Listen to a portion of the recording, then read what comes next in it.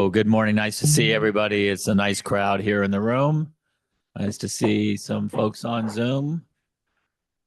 Let's pause for a word of prayer. Good and gracious Heavenly Father, we gather for this time of good food and good fellowship. We thank you for all of our many blessings. We thank you for this church and the opportunity for us to be together. Pray you would be with each of us and all our families. Be with our speaker and his family. Be with all of us as we move forward and do your good work in the world. We ask it in your name. Amen. All right. Do we have any announcements this morning? Terry has an announcement. Let me give you the mic. Hang on a second. Tom and I are in the St. Kiwanis Club, and we have a good friend, Bill Cooper, speaking this Thursday, who has found honor in the antebellum South. If you'd like to know anything about that Thursday. Second Ponce Leon Church at noon on Thursday for Terry's Kiwanis. Any other announcements? Next week, our speaker will be Chris Hall, who is the head chef and one of the owners of Local 3 restaurant, MTH Pizza, Muss and Turner's, etc. He is also the son of Richard Hall, who was our business manager here for about 10 years. And Chris will be here and we'll talk about a charitable venture that he's very involved in called the Giving Kitchen, which works to help restaurant workers get through financial and other difficulties. So Chris is a very entertaining speaker, and we look forward to having him. So this morning, Bryce Williams is going to introduce our speaker.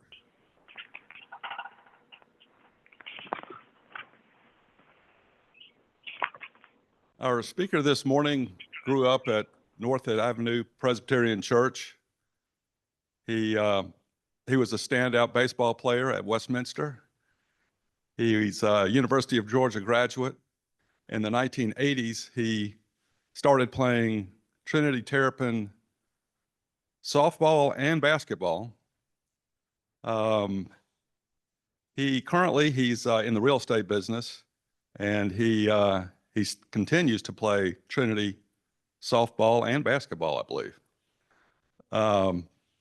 He's also a member of Peachtree Presbyterian Church, partly because the dating pool at Peachtree is known to be better.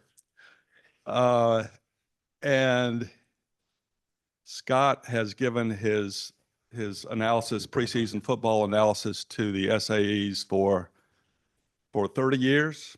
And he's accepted John's invitation to do the same presentation for us here today. We look forward to his unbiased analysis. Here's. Thank you, Skipper. Thank you. Hey, it's great to be with you all. Not a member of your outstanding Presbyterian Church, but I feel like I should be after, as Bryce mentioned. I guess we started I played high school basketball at North Avenue. We played in the gym here because North Avenue's gym is no good. So I've been playing since pushing 50 years and then still playing softball for Trinity. North Avenue didn't have a team, so that's how I started playing for Trinity. And I go to another Presbyterian church in Buckhead down the way that doesn't use the name Presbyterian anymore, so I won't even mention them. But great to be with you. Thanks for having me. The college football's had some exponential changes, as you know, if you follow it at all. And so before we get into that, some of that's not that positive. And instead of giving you a little Johnny joke, we won't get into those. Like a lot of speakers will begin with some humor, but let me start with some positive thoughts. Some of this is from Warren Buffett, some of it's from Arnold Schwarzenegger. We won the lottery, all of us in the room. We're born in the United States. And it's the greatest country in the world. And in human history. There are more opportunities, more ways to prosper than any period in history right now and in this country. And and the advances are astounding that have happened in our lifetimes. This country is a beacon of hope and for freedom for everybody around the world. People look up to us, and we've survived wars, assassinations, scandals, pandemics, recessions. And as we get older, very important to remain positive and have a positive outlook on life. Very easy to be pessimistic with the problems that we do have, crime and poverty and political polarization. We're so divided now, and environmental issues. But the world is better today than it ever has been. We're living longer, we're living healthier. A lot of us have new knees and hips. I know from some of the basketball guys, and different body parts because of the great health care that we have. We're better educated. Poverty is declining. Democracy is spreading. And technology is solving problems that we never even thought about in amazing ways. So despite what we hear on the news and we're bombarded with, the objective is, or my goal and everybody's goal hopefully, is to focus on the good and have a positive outlook. But of course, the real challenge today is, can Alabama survive without Nick Saban coaching them? So that'll transition us into football. And I submit that college football is one of the great things in life. A pastor at this other Presbyterian church, Peachtree, actually has said in one of his sermons a while back that despite people's our success, particularly those people who live in Buckhead and think we have a great life, everybody has problems, whether it's your family or your job or health or relationships. But we need diversions, and we need things that are good in life to focus on and to enjoy, hobbies and diversions. And I submit to you that sports embodies everything that's great in life. And the greatest spectator sport, in my opinion, is college football. And consequently, we live in the college football capital of the world, is what Gary Stokan calls it, who runs the Chick-fil-A Bowl and brought the Hall of Fame here to Atlanta from South Bend, Indiana. But as I alluded to, the changes in college football just in the last few years have been exponential. And it's hard to keep up with. The economics of it, the geography as in different conferences, the ethics, the legality of things. And if I told you a few years ago we'd had this conversation that moving forward would have paraprofessionals playing football where you wouldn't need to cover up giving them money, the $100 handshake. Now I guess they wire them the money because it's all legal, as you know, at this point. And the rules makers are not the NCAA. I'll come back to that. They wash their hands of it. It's the TV execs and the conference commissioners, some of which are conference commissioners are former TV execs because they have that experience. Things have changed. When Bob Stoops won a national championship at Oklahoma, he got a raise to $1.4 million. I think an offensive lineman gets that nowadays. That's not enough to land a good quarterback, not even close to landing a top quarterback. If I told you there'd be free agency, you can go whatever school you want to, whenever you want. And some players would play for 4 and 5 teams. You probably wouldn't believe me. In 6 years or even 7 years. The old rule was you have 5 years to play 4 years, with a redshirt year. But you'd say, well, people aren't going to like it. But the TV ratings keep going up. Did you know the Pac-12 was going to go out of business, at least temporarily? There were 2 teams last year. Now they're rebuilding with Mountain West teams. The Big Ten's got 16 teams. Let's see, the Big 12 Big 12 has 16 teams. It's confusing. Big Ten has 18 teams. Atlantic Coast Conference has teams from the Pacific Coast, Southern Cal, UCLA, and then schools like Maryland and Boston College. I don't really think of them as traditional ACC powers. The 2-team playoff, of course, it was expanded to 4 teams. And then last year, for the first time, it went to 12 teams. And it'll be 16, 18. And before you know it, I'll promise you that, just because there's too much money. If you follow the money, that's the way it's going to go. The season's expanded to week 0 may have heard that term 2 weeks ago before the season normally starts. Labor Day weekend, they had early games, and it's okay with me. I enjoy seeing more football. But and it used to be the season ended in January 1st, New Year's Day. You'd watch all the bowl games, and it was a great day. Now it's going into the third week of, I guess, the championship games, maybe around the 15th, 17th. And then when they expand the playoffs, it's going to be longer than that. The winning Super Bowl coach is going back to school. You've heard about him. They'll laugh about his girlfriend. Someone said, speaking of Coach Belichick, who won more Super Bowls than anybody, when North Carolina was getting whipped the other night on TV, it was 45-7. Somebody tweeted, well, that's how old Belichick was when his girlfriend was 7. And actually, it's not. He's 49 years older than her. I did the math because he's 73 and she's 24. She must be a grad student by now, though.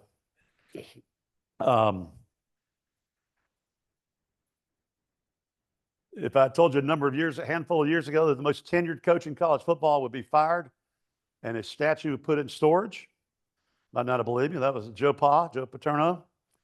Deion Sanders changed his name to Coach Prime. And then he went to coach at HBCU, was it Jacksonville State? And then he's on to Boulder. And now Michael Vick is coaching. He's got a job, was it Virginia, one of the HBCUs up there. And that guy, I don't think that's going to be a good call. He doesn't do his homework. He's not real smart. And Coach Prime knows what he's doing. But I'm not sure about Michael Vick. I don't know if I'd pick him. So the SEC would rise up and dominate college football. They won 14 national championships in I think it's 21 years, having just won 3 national championships prior to that. It goes back about 2000.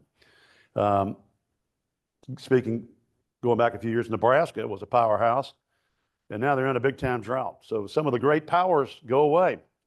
A former Auburn football coach, and I guess Ole Miss coach, because a U.S. Senator, Tommy Tuberville.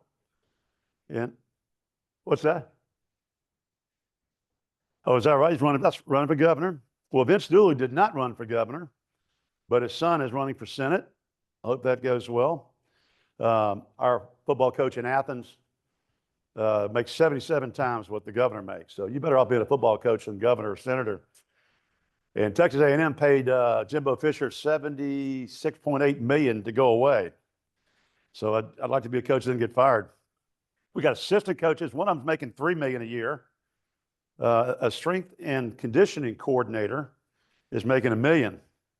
So, and then athletic departments, you probably heard it, are hiring general managers, kind of running it like NFL franchises, because there's a real need, more of a need now to figure out what to pay each player to retain them, to keep them on your roster, because they're all getting rated. And then what it takes to bring a player in, to recruit him, and what you've got to pay to get him to come to your school. Let me cover a few highlights from last year, 24, before we move forward. The Heisman Trophy winner last year, no doubt about it, Travis Hunter, who played for Coach Prime at Colorado, from Atlanta area. He was the best defensive player in the Big 12, and then I think it was first or second in receiving. So, as you know, he's a two-way player. So he had second most receiving yards in the nation, and then he won the Bednarik Award as the top defensive player in the country. It's pretty impressive. Florida had a guy that weighed Desmond Wilson, 464 pounds, 6'6", biggest player to ever play in college, and he's trying to make it in the NFL. I think he got released from his first team, but he's the biggest player, I think, in college, and I know he is in the NFL. And he's a wide receiver. No, I'm just kidding. And, Refrigerator Perry weighed about 75 pounds less than him. No, 80 pounds less than him. In the ACC, Clemson beat SMU for the title. Big 12, Arizona State beat Iowa State. The Big 10, Oregon beat Penn State, who's picked to win it this year. Even though Ohio State, out of the Big 10, didn't win their conference, but they won the national championship last year. And the MAC, Miami, Ohio, you don't care about that. Notre Dame's still independent. And they've, as much as I hate to admit it, they're a really good team. Northwestern played 2 games in Wrigley Field in a temporary stadium that they're building. They play in that stadium until they get the new stadium built. Pit Bull Stadium, y'all know where that is? Down in Florida. It's Florida International Stadium. the entertainer, singer Pitbull paid like $10 million for the naming rights over a number of years. Alabama named their field Saban Field at Bryant-Denny Stadium. Makes a lot of sense. And then Ashton Jeanty last year, tailback for Boise State, now in the NFL, first-round pick, I believe it was first round. He rushed for over 2,600 yards. Second greatest rushing season in college football after Barry Sanders last year at Oklahoma State. So let's move forward to this season.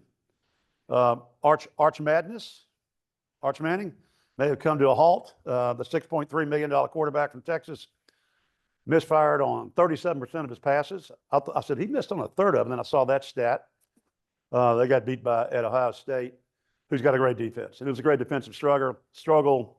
Texas didn't drop too far in the polls with that one. Tell you what's fun, listening to, reading online, wherever you get your news, the Alabama fans crying and belly aching about having lost to FSU and gotten whipped, and how they need to get rid of that coach, and what do we got to do to get Nick Saban back? It's fun. It's entertaining listening to them. At least I take pleasure in it. George, I'm a Bulldog, and we've sort of been their whipping boy for a few years. But hopefully that's going to end here in 3 weeks in Athens. We'll get them back, get a chance between the hedges. So, yeah, Alabama got beat by an FSU team who had a quarterback who was second-string quarterback at Boston College, who transferred to FSU. Pretty amazing. But he had a good game, and he looks good. Now, Georgia Tech, used to be, I'd give this talk to my friends and my Tech friends, and a few years ago, they could have cared less about Tech. I'd give them a hard time about Tech losing the game. They go, oh, I don't know. I was playing golf. I didn't see it. They didn't care. And now Tech's back on the radar. They're trying to get in. Well, they're in big-time football, and they're spending money.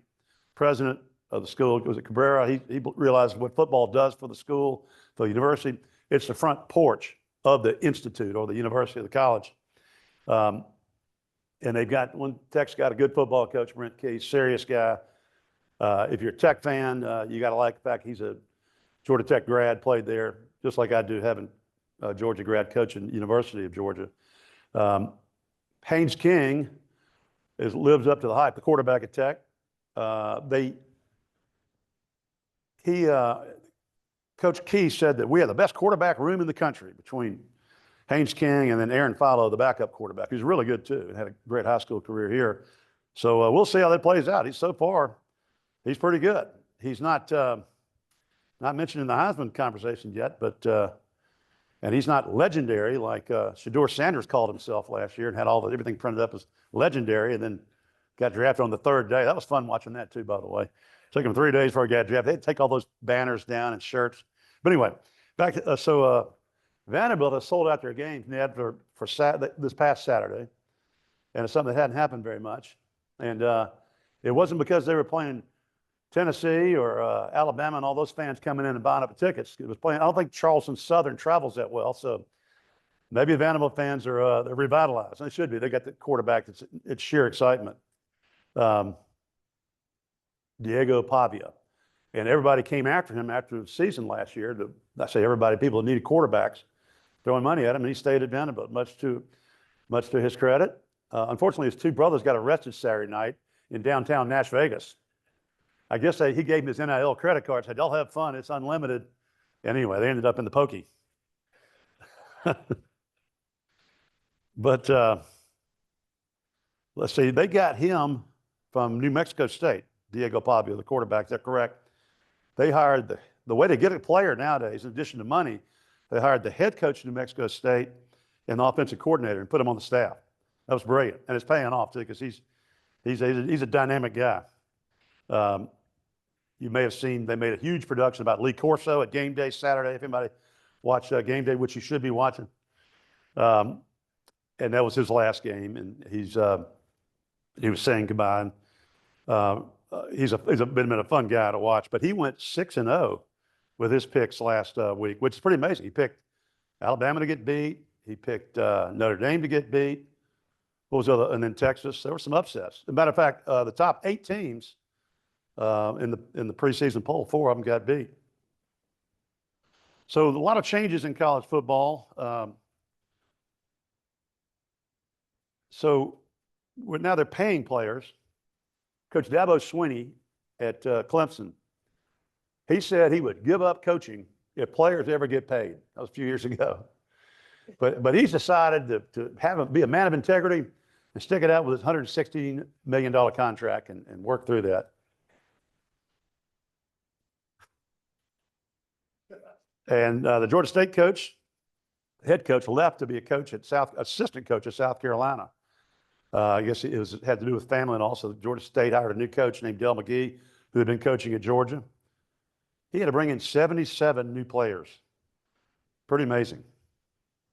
I was going back a little bit to Colorado, and Deion's family, Coach Prime's family, they cracked me up. His son, the other son, Deion Jr., he doesn't play football. There are three of them. One of them just got released in the NFL as a receiver, Shiloh. But Deion Jr. walks around with a camera and chronicles everything. And he's got 600,000 YouTube subscribers. And he may be the richest one of all of them, because I don't know how that translates, but I guarantee it, he's making a lot of money. But what Coach Prime did in the last 2 years since he got to Colorado, they've been the dregs. I mean, they've been way down. It's been a long time since they were good. Their applications are up 20%.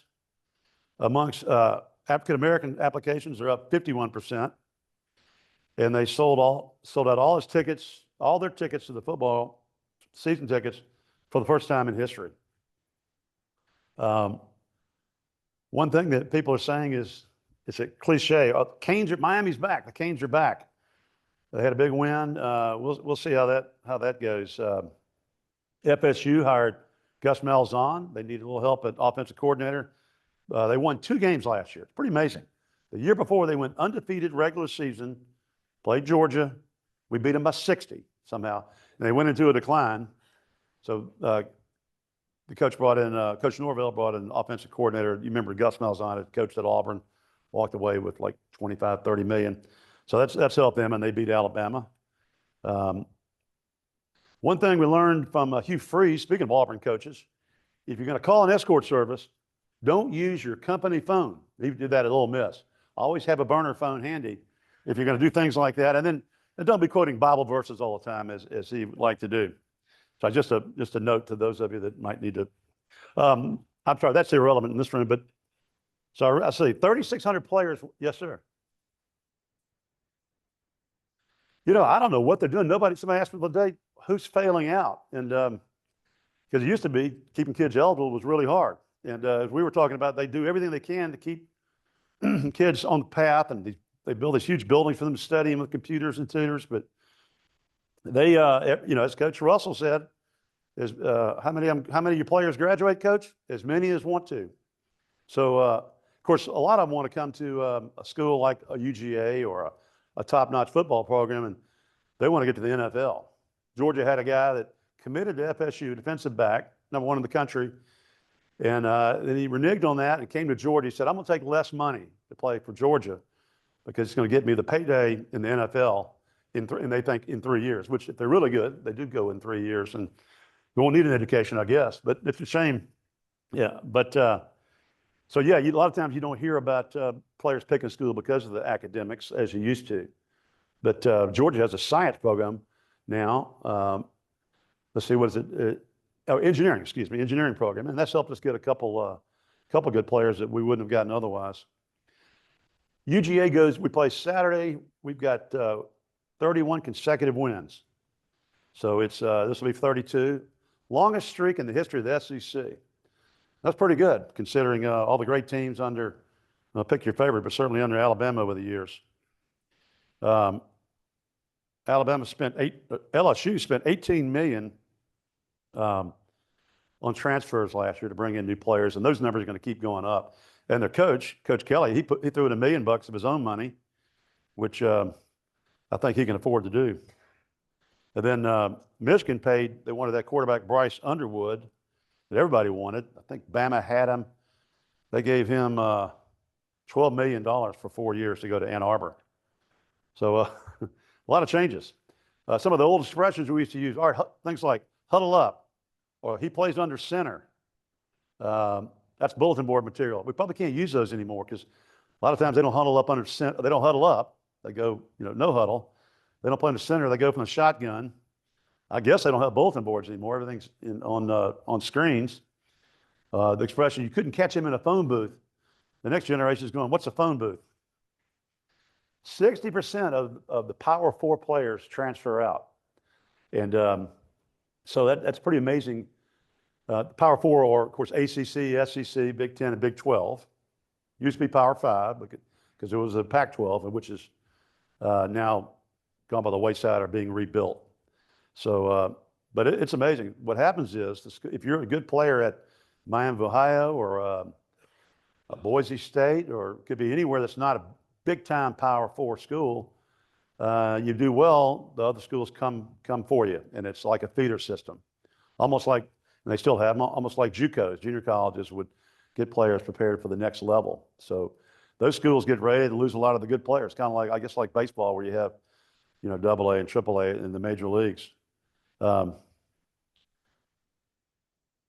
Georgia Southern, speaking of academics, Georgia Southern played Fresno State last week. Their coach, Elton, was the coach at Southern Cal. Somehow he ends up in Statesboro, having he got fired and got the job at Southern Cal. So they played Fresno in California, and they're playing Southern Cal this week in the Coliseum. And he said it's going to be a great experience, but they're going to stay out there the whole week. And as far as I know, I have friends whose kids started Georgia Southern. They're in class, but I guess football is, taking precedence. And I know Coach Belichick, we mentioned him at North Carolina. He's brought in a whole new roster. Some coaches, like old school coaches like Kirby Smart, like to control the ball, run it, and stop the other team, be able to stop them from running it. And that's kind of a cycle back from the wide open run and shoot. You see some schools doing that. But great coaches like Nick Saban, they adapted to the open field defenses and their offenses with their defense and the mobile quarterback. And you've always got to, you always got to adapt. I think Coach Saban probably, in addition to being a certain age and being worth whatever he's worth, didn't like having to pay players and what's going on in college football right now. But he did win with a great defense and low scoring offenses, at least until he opened up later in his career. One thing that's amazing to me is this Hawkeye technology. They use it in baseball, and the NFL is using it now to measure first downs. They're going to keep the chains kind of secondary, but I don't know what Hawkeye, I've read a little bit about it, but it's very accurate. It helps spotting the ball, and we'll see that in college football soon. And it keeps stats on things like the release point and the spin on the ball and all the things that I don't know what's important or not, but it's amazing the information you can get from it. And the good programs are leveraging technology in a lot of ways.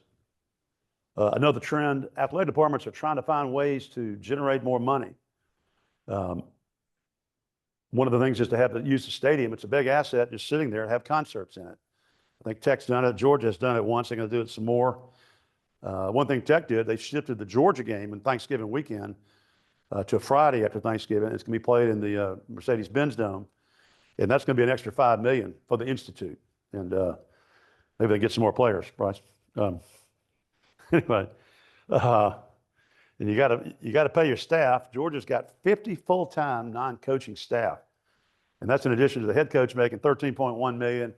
And those other there are 10 on the field coaches, I believe is the number. And they're all doing pretty well too. So the money's flowing in. So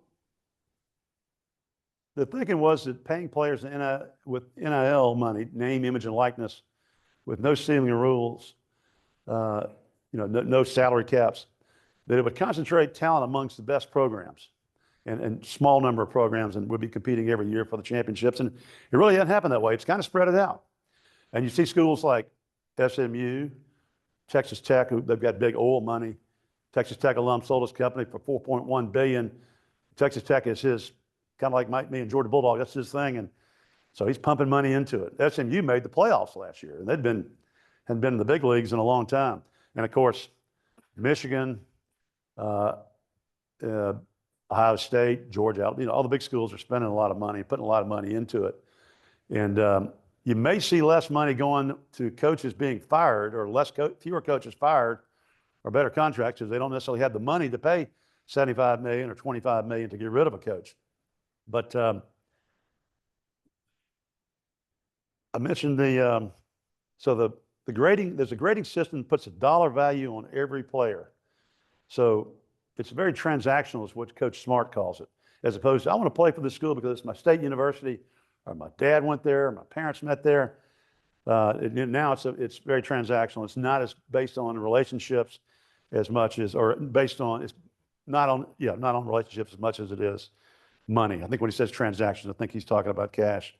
And they're asking more about what the school can pay them as opposed to what's your academic situation here and what can I study? Clemson and FSU wanted out of the ACC because ACC has a horrible TV contract, goes through 2035 through that season. And they were suing to trying to get out of the conference because they're, pretty big time programs, and thought they were too good for the ACC, but they haven't been able to get out through the legal matter. So the ACC decided we'll distribute 60% of the TV revenues to the schools, the teams with the highest ratings. So they're going to get a bigger share instead of splitting it up. What's the ACC now? 16 teams splitting it up that way.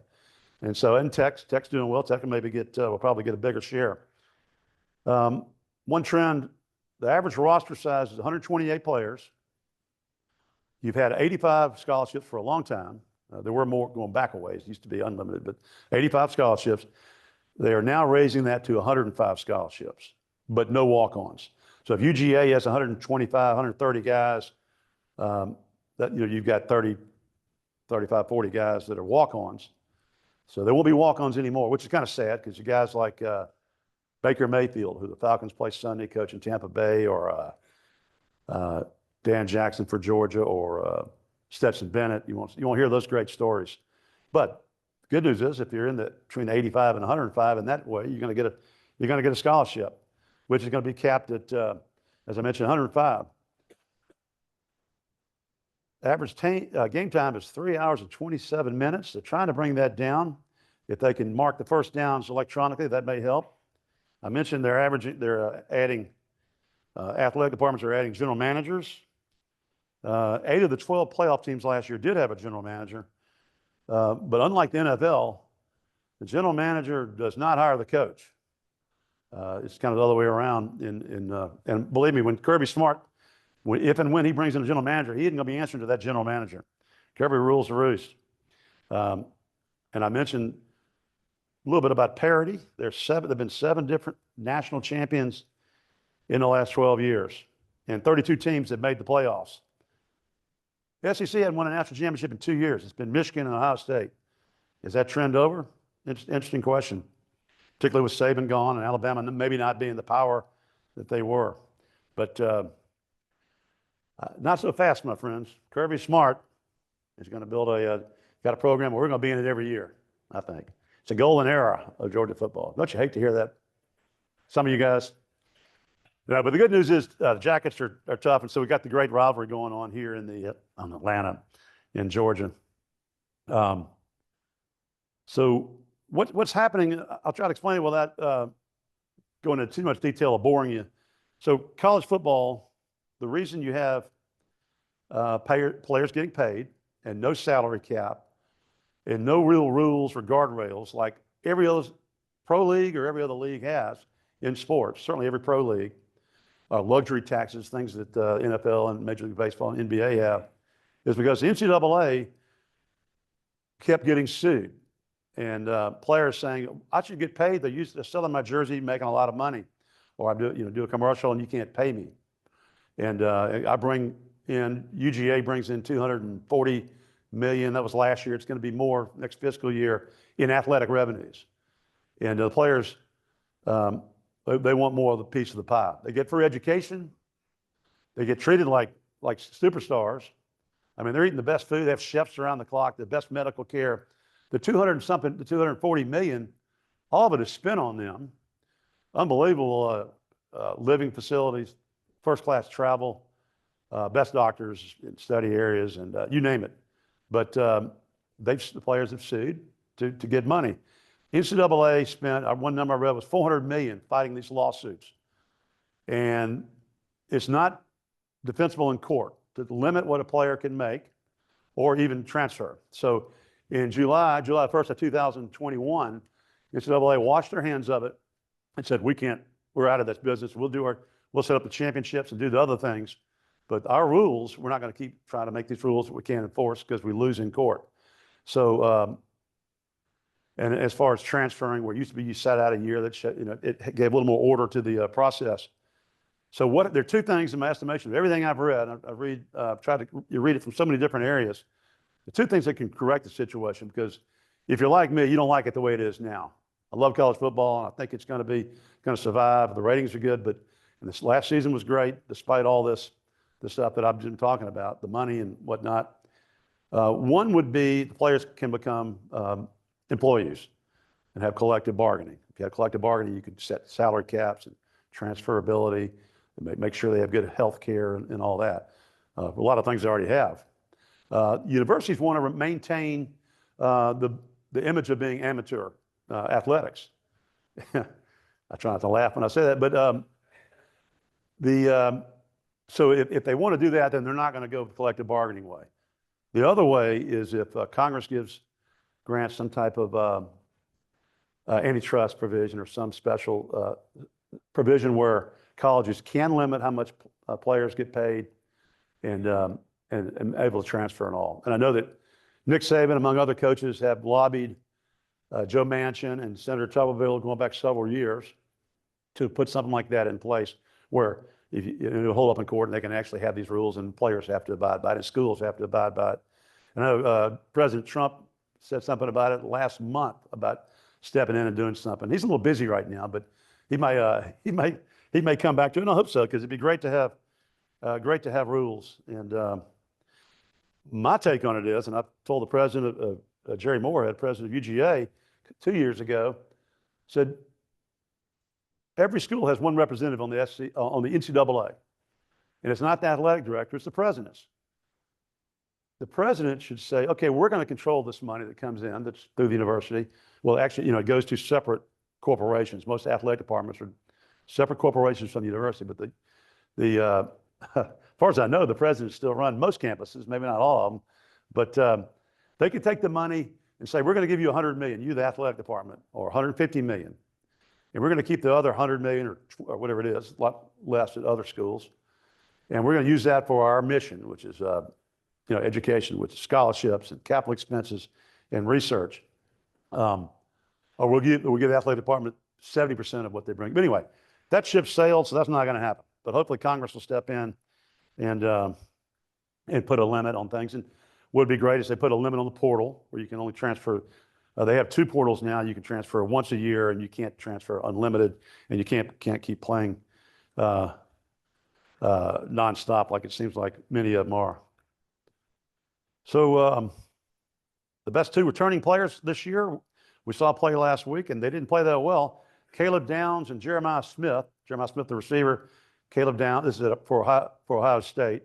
Caleb Downs was defensive back they bought from Alabama and stole them with, I don't know how much money it cost. And it was a heck of a game. There are 10 SEC teams ranked in the top 25 preseason. And I think they all, despite some losses, all still stayed ranked. 6 Big Ten, 3 ACC, 4 Big 12. And Georgia Tech's on the bubble now. They're getting votes. They're about 28th, so they're moving on up, at least until Thanksgiving weekend. We'll see about that. So yeah, Ohio State, when Michigan won it 2 years ago, Ohio State, that's of course their hated rival. They said, we're not going to let them win another game. We're going to win it. And so they upped the ante and they got serious with the cash. And they had a good year. They won it all. Let's see what else. I'll try the portal, we mentioned that. Trying to, all these players that transfer. Hopefully NCAA will take action. You got a quarterback at Kentucky who's played for 4 different teams. I saw one tailback had rushed for 1,000 yards at 3 different schools. I guess he got paid each time he left. But savvy coaches use the portal to find good players that they can go after that help their program. Kirby Smart and a lot of other coaches, I think Coach Key, they don't use the portal to build a roster like Georgia State or North Carolina or Colorado 2 years ago when you bring in 70-something players. They use it to get strategic help in areas where you need it. Georgia needed help at safety, and we brought a kid in from Southern Cal who's a great receiver. We brought in one from Texas A&M. It's really helped us. And I know Tech's brought in a number of key transfers, but not doing it in mass. Yeah, and Georgia State they needed 77 new players. They were 3-8 last year, and they lost a bunch of players. Lane Kiffin at Ole Miss has done a really good job at bringing in transfers. To pay for some of these players, some of the things they're doing, Tennessee added 10% to their tickets as a talent fee to help pay for the NIL. Arkansas is charging the extra 3% on their concessions.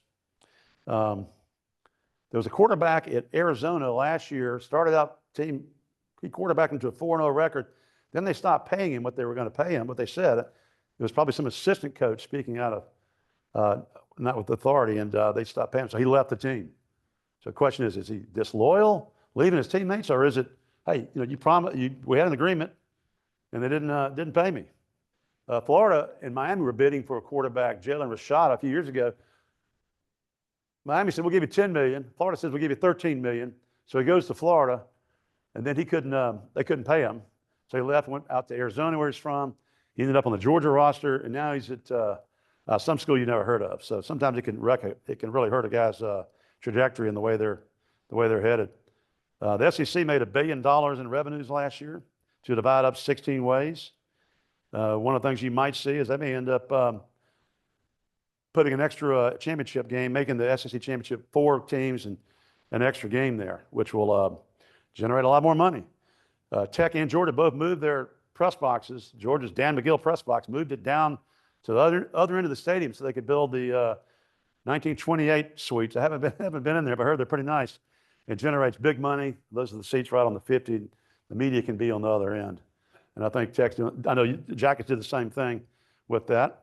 They're also building a beautiful new football building, taking place of the Arthur Edge building at Tech. And it's going to have everything you can imagine the kids will want and coaches would need, meeting rooms and greeting rooms for family and everything that millions and millions of dollars will buy you. These kids are not wanting for anything. So they can now pay players, athletic departments, as you probably heard, can pay up to $20.5 million, $20.5 million each year. That number will go up. And so the schools can spend that however they want. They're going to take, I think on average, the guess is 75% will go to football and another 10, 15% will go to basketball, men's, and some to women's, and then maybe some to baseball. So they're going to have more scholarships, as we mentioned, in football, going to 105, but also I think baseball's gone to 30. I'm not sure if basketball's gone up. So, and then there's still NIL. So name, image, and likeness. When a player, you see them on a billboard or talking about a law firm or you name it, everything, they can still make that money. And the NIL was previously controlled by or operated by collectives. So we had the Classic City Collective. Every school has one or two. The collectives have now gone in-house, so the athletic department can keep an eye on it. And it's supposed to be, if you the player, you go to a car dealership and shake hands and give them exposure, they can't pay you $1 million. It's got to be, the pay has got to be commensurate with the service you deliver or the exposure you deliver for that sponsor. Now, I think they're ignoring that already, but there's supposedly a CSC, Collegiate Sports Council, overseen by Deloitte, that is watching that and making sure everybody adheres to the principles and all. And they've already forgotten about that. I think they're skipping that. It probably won't hold up in court. All right, I'll try to wrap it up here. Maybe we'll do a few questions. The Heisman this year, who do y'all think is going to win it? It was Arch Manning was the favorite, who's never started. What do you think? Haynes King, Jackets? Gunnar Stockton of Georgia? Jeremiah Smith, the receiver. He dropped his first 2 passes Saturday. But Garrett Nussmeier, the quarterback at LSU, I couldn't go through Tech in Georgia, but you guys probably keep up with that. Let me give you some of my favorite quotes.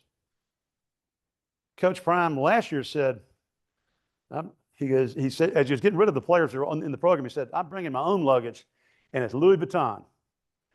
And anyway, a Tennessee commit said, I'm getting insane money as a freshman in high school. I don't know what position he plays, football player. As a 17-year-old brother, I ain't seen that much money in my life. And then Jimbo Fisher, when he left Texas A&M, he said a very disingenuous quote. He didn't want to leave FSU, Texas A&M, but he found 75 million reasons to go away. So coaching changes, none in the SEC, which is rare. Belichick, of course, at UNC. Scott Frost returned to UCF after he washed out at Nebraska. He was a hero at Nebraska back in the day, and coached UCF to to their championship season. And he ended up back there. Coached on the hot seat, Billy Napier at Florida, but they finished up strong last year. So they hope they'll have a better year this year.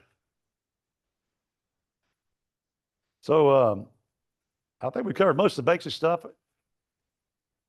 And sir, I won't go through all the teams we've got. We don't have time for that. But let's just say that the favorites in the SEC are LSU and Georgia. The ACC, Clemson, everybody's picking them. Got off to a slow start, but didn't drop very far in the polls. Because Dabo Swinney's got a quarterback everybody likes. He's led them already to Cade Klubnik, led them to 2 ACC championships. So, and they've got a lot of guys back on the line.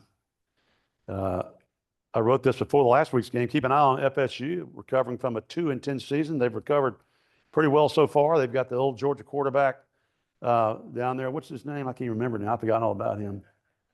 He looks good, and he kind of runs hot and cold, but he's got an NFL arm. His replacement at Georgia, Gunnar Stockton, adds an element that I've always wanted for Georgia. We've had a little bit of it. Quarterback that can run, that likes to run, and is good at it. Stetson Bennett did some of it, so that adds a whole new dimension to the defense, trying to figure out how to stop a team, how to stop an offense. The disappointments have been Southern Cal. Lincoln Riley started out, had a good season 3 years ago, then he's gone 7-6. I think 2 years in a row. He's getting paid a lot of money. They hired him away from Oklahoma, so they've been a disappointment. Texas A&M has a Duke coach. They stole him away from Duke. I mean, now he's a good coach. He'll get it going. They're 8-5 last year. So, hey guys, let's see. Oklahoma 6-7. That's a powerhouse trying to make it back. So, so a couple more things under the amazing category. Some high school players are getting $20,000, getting paid that by agents a month, and the agents know once they sign the contract, they'll get that money back. They're 1 in 4,313 high school football players make it to the NFL. And Georgia, the state of Georgia, got the numbers here somewhere, has almost as many as any state in the country. So this is football, as I mentioned, football capital, but it's also a lot of talent that come from around where we live and in the entire state. Last fall, the losingest team in college football beat the winningest team. Indiana started 10-0 and they beat Michigan. That's kind of unusual. Bob Stoops has kept his job at Kentucky somehow longer than Bear Bryant, and he's done a great job. It's hard to win there because of basketball. You know, Bear Bryant left when he won the SEC at the winter banquet. They gave Bryant a gold cigarette lighter. Adolph Rupp got a Cadillac. He goes, this isn't going to work. In the wintertime, he flies out to Texas A&M. Well, not to campus. They flew him out to Houston and met him in the Oilman's Club in some fancy building and offered him the job, and he took it. And then he got to campus. He said, this looks like a military installation. And it really was. It was a corps out there. I've been to a number of games at Texas A&M, and he goes, where are the girls? He goes, I can't recruit without girls. But anyway, he made it work, and for 4 years, and then, as he said, Mama called and went to Alabama. You've heard about Buford High School, new $65 million stadium. They've got an SEC-sized video board, luxury suites, holds 10,000 That's pretty amazing. It's even got a pedestrian bridge connecting the stadium to the school in case some of the players want to go to class. But the money helps. They've won 14 state championships, 22 consecutive playoff appearances, and it works. Good news. Some of the players have donated some of their NIL money to their high school and the youth programs. It's always good to hear that. Kirby Smart says that 50 to 60% of his players on the roster are the primary breadwinners in their family. Isn't that amazing? So a lot of these kids come from broken homes or rural homes or inner city and never would have had a chance to go to college and never had a chance to make any money like that. So it's a great thing. Vanderbilt, they're making good money selling off the goalpost and the end zone pylons. You get yourself one of those net, maybe spend $100 for a piece. Well, let's see. Why were there only, I'll ask you a trivia question. Why were there only 2 games in the Pac-12 last year? No, there's only 1 game in the Pac-12 conference last year. The only 2 teams. So it would have been what? Washington State played Oregon State. That's right. Thank you. And Miami hadn't been to a bowl game since 2006. Vandy's got that winning streak over Alabama. That's a great thing. Falcons finally drafted a Georgia Bulldog in the first or second round after 60 years. And Jalen Walker, he was a Buckus Award winner. He's going to help the Falcons. I'm not going to pay much attention to him. I'm tired of having my heart broken. And this could be the 8th losing season with the 2nd longest winning streak without being in the playoffs. So I'm not going to spend a lot of time. I'm going to waste my time on Saturday watching football. But do we have time for questions? I know we're almost about out of time. Yeah, we do. Go ahead, Mac. Alabama, who could have gotten any but maybe the top 20 coaches in America. Why they locked themselves in with this guy who now has a $70 million Is that what it is? pay. So they almost can't fire him. Mhm. They got to wait till it gets down to 30 or 40 million because they can Yeah. raise that. So No, you're right. why does a great institution like Alabama lock itself in with that kind of payment that locks them in, but not the coach? Well, first of all, I question what's a great institution. Great football team, but no, I'm just kidding. Karen, I call him Karen DeBoer to my Alabama friends to aggravate him. Kalen DeBoer had an unbelievable winning percentage out in the Pacific Northwest. Let's see, where was he at? Washington. Yeah, Washington. I was thinking Oregon. He won like 90% of his games, but he was only there for a few years, and then he was at a really small school before that. But he won like 90% of his games, which is almost unheard of. So he had a great record, but maybe not enough seasoning. However, I mean, the jury's still out. Bama could, Kirby Smart and Nick Saban, they lost 5 games each, I think, their first year. And Bama could lose 5 games. Well, this is his second year. Usually the second year is a better year. So we'll have to see how it turns out, if he can get that program going. It doesn't look like it right now, but I don't know if they have the money having to pay the players to buy them out. They may have to wait a few years if it doesn't pan out. But those people will come up with the money somehow, whatever they need, I think. Scott, you obviously follow the Dogs. Last year, they seemed to be plagued with drop passes. Do you think that's going to continue? Do you think they got a better receiver core? We definitely do. We brought the #1 receiver in from Texas A&M, who's 6'4", and then Zachariah Branch from Southern Cal. He really stood out last week. He's a playmaker, and we need playmakers. Well, and guys that don't drop the ball too, of course. We led the country, of course, in drop passes. And then one of our better receivers got out of the court system he was tied up in last year. Apparently, you can't rough up your girlfriend these days anymore. That's out. So we're going to be definitely better in that area. And Carson Beck didn't have a whole lot to throw to, not nearly as much after McConkey left and after the greatest tight end maybe in history left in Brock Bowers, who by the way got named the #1 tight end in pro football, which has never happened for a rookie before at any position. Pretty amazing. Yeah, no, we were spoiled. We're spoiled. All right, maybe one more question, Ed. Yes, sir, Mr. Garland. Good. Do these athletes go to school? I don't know. That's a very good question. You don't hear much about it these days. I can't answer that. Some people have speculated that they just won't be required to go to school.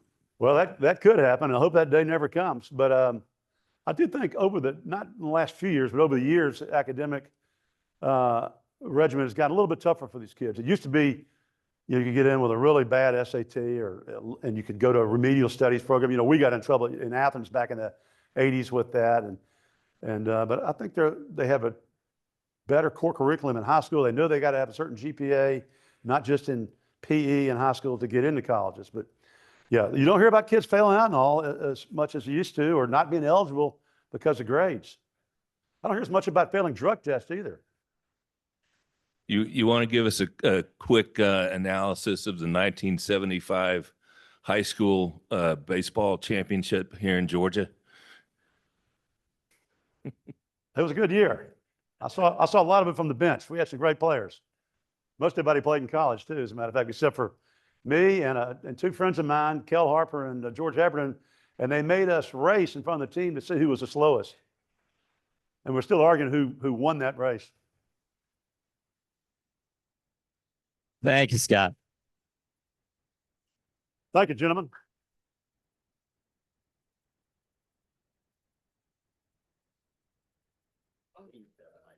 I was curious about what you think about what